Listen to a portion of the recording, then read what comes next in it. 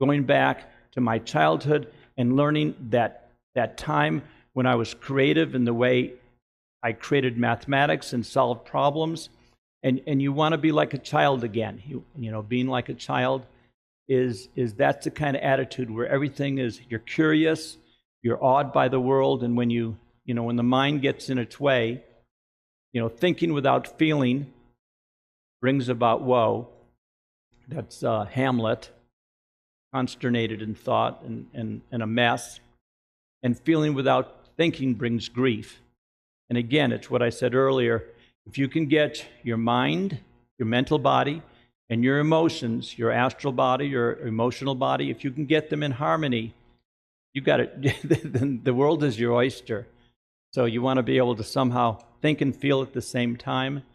And that means, if you have a thought and you give passion to it, this is what everyone, and then the secret that they miss, sort of like they miss it in The Secret, that movie. You want to, okay, the bell's ringing. No, the secret is to not care, to let go. You have to, so that's why guilt works so well. You have oh my gosh, I did that. I'm never going to do it again. And you give it all this emotion. And then and of course you don't even want to go there. You don't even think about it anymore. Then it happens again.